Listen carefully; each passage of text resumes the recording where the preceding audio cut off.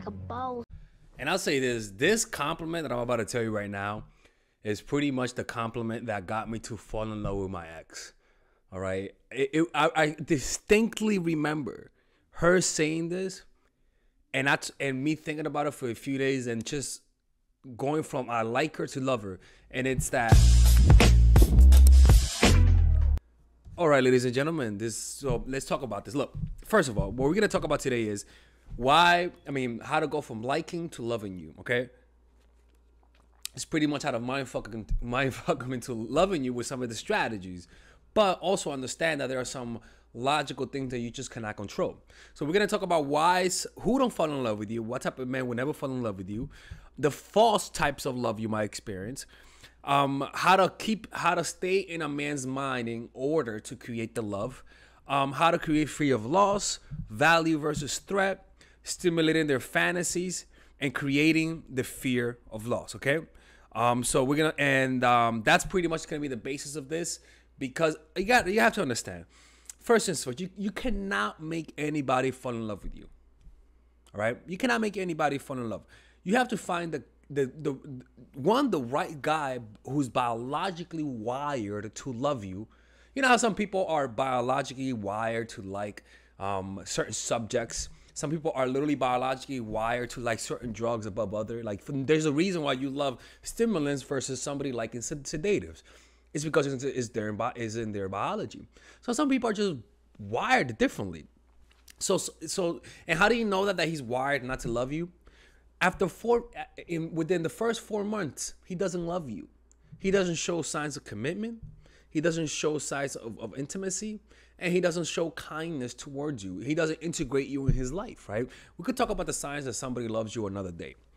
But the point is that if you don't see those signs and the most important thing is signs of commitment, getting the label of being boyfriend and girlfriend, and him telling you he loves you. Now, some guys will never say it. We get to that another day. But understand that that time, when it comes to making a guy love you, going from liking to loving you, time is the most important factor, the main ingredient, to be honest with you. Now let's talk about who will not. Now the other kind of guy that I said who's not wired to love you is the guy that one will never love you internally, or two, he's not in a place to love you because he's either not over his exes.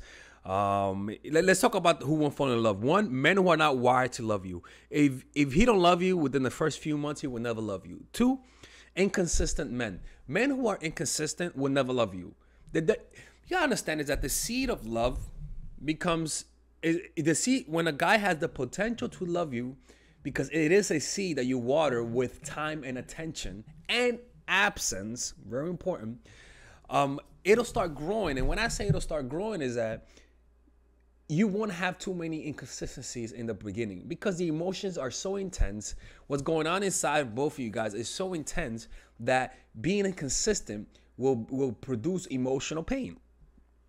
So inconsistent men, in terms of him telling you he loves you and then him disappearing. There's a girl that told me, I'm not going to be with you unless this doesn't lead to a relationship. I'm not going to have sex with you unless you don't do this for me, right? She said, I'm looking for a relationship and stuff like that. And I'm like, baby, of course I'll do it for you. 1 second. I was like, baby, let's call each other baby now. You know, like she told me she wanted she wanted a relationship or else I won't be able to get the poom poom. And I was like, well, then get sure, baby. But I'm inconsistent with her. She's complaining to me why I don't respond to the text messages. She's complaining to me why I left her on red. And you know what I say? Oh, so, girl, I'm working. I'm in school. I got to make videos. Motherfucker, I got time to text her back. I just don't, because I really don't like her. That's what guys do when they don't love you, you know? That's evil. You're going to hell. Shut up, okay? Don't tell me what to do. So that's one thing. The second thing is that men who are not over their exes will never be able to love you unless you inflict a lot of pain on them. But the point is that if he's not over his ex, it's gonna be very difficult for him to love you. And sometimes he might fall in love, but if his ex comes back, the emotions he feels for you would transfer over to her, because that's an unfinished business. Now let's talk about the false loves. it goes with this. The first type of false love is transference, very similar to what we talked about. If someone reminds you of your dad, or somebody or someone fulfills a parental need, you will fall in love with them. If someone reminds you of an ex, especially an ex who left you, you will fall in love. You transfer the emotions from somebody who didn't fulfill you onto the person who you think could potentially fulfill that emotional void. You transfer those emotions, and that person had nothing to do with it. And usually you'll notice that they're transferring because they fall in love with you really fast. So fast love, people who fall in love with you quickly are not falling in love because of you. You're not that lovable. Nobody's that lovable. You would never find somebody who actually loves you fall in love with you within the first week or even the first date. It's rare, but I don't think so. Now, if you do encounter a guy who's falling in love with you fast, tell him to slow the fuck down, to slow his hot ass down and take a deep breath, because you need to get to know me first. It makes you look strong when you do that, right? So false love is projections, right? When a guy looks like your ex, when a guy reminds you of a certain celebrity, when a guy reminds you of somebody in your life that didn't fulfill you, when a guy also when you or the guy fall in love fast, that's not real love. Right. So, but again, I'm just giving you an introduction. We're going to talk about how to go from liking to loving, but I need to get this down first. The second way is through projections. If somebody's living your dark side, which you don't know about for the most part, you fall in love with them. If you feel like you're not worthy of a man, if you have low self-esteem and you meet a man who treats you like shit, you'll fall in love with him. If you feel like you have low self-esteem and you have a guy that treats you great, you'll find a way to self-sabotage and leave him. Right?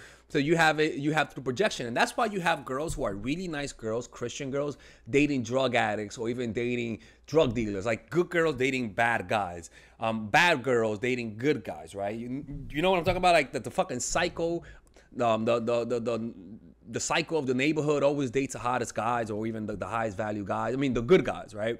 If you notice Maury, you have these guys who want to be the child, who want to be the father of the child. But consistently, those women don't want him to be the father. You see, like I see that especially in Maury. It's a show where when the guys want to be the father, the girl is a complete bitch and a complete narcissist to the guy, right? That's because they're attracting their dark side. That's not real love. That's just being toxic.